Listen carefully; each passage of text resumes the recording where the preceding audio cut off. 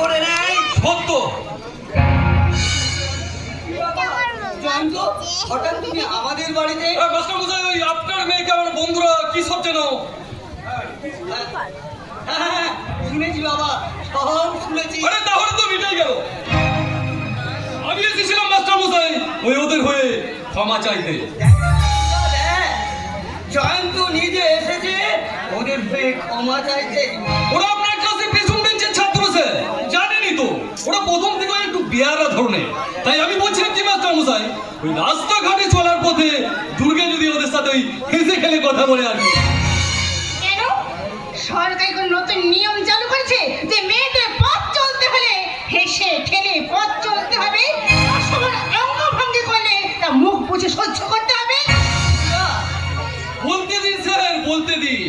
মনের ভেতরে জমে থাকা ক্ষোভটা একেবারে কেটে যাবে। শুনুন, ওই কয়েকটা বাদলকে আমার পিছনে লেলিয়ে দিয়ে ভালো মানুষ সাজতে আসার কোনো প্রয়োজন ছিল না। মেয়েদের কিন্তু এত অহংকার ভালো নয়। কোনটা ভালো কোনটা মন্দ সেটা আপনার কাছ থেকে নাই বা শিখলাম। এছাড়াই থাকতে গেলে সবাইকে আমার কথা মতোই চলতে হয়। কেন পাড়াটাকে আপনার পৈতৃক সম্পত্তি মনে করেন? কি বলি তাই? আমি জানবো আপনি মূর্খের স্বর্গে বাস করছেন। এত অহংকার। দুর্গা, তুই তুই চুপ করবি মা, তুই চুপ করবি। তুমি তুমি যাও বাবা জয়ন্ত, আমি আমার মেয়েকে পরে সব বুঝিয়ে সুঝিয়ে। বোঝাবার কোনো প্রয়োজন নেই মাস্টার মশাই, শুধু আপনি আমার কথাগুলো ভালো করে বুঝে নিন। এরপর ওই রাস্তাঘাটে চলাফেরা করতে গিয়ে যদি কোনো একটা দুর্ঘটনা ঘটে যায় তখন কিন্তু আপনি আমায় দোষ দেবেন না মাস্টার মশাই।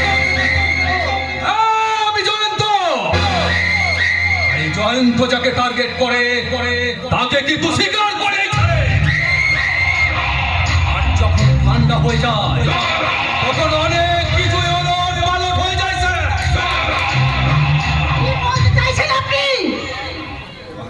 এই জয়ন্তর শেষ কথাটা শুনে রাখো দুর্গা দেবী।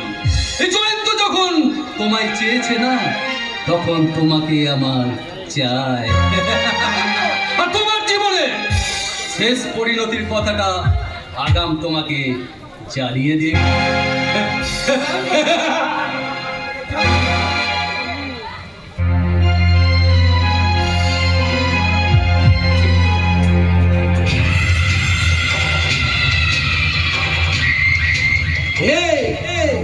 ভালো থেকো, ভালো থেকো, সুখে থেকো সবে, আসিব আবার দেখা হবে। এখন আমি চলে যাই, টাটা, বাই বাই।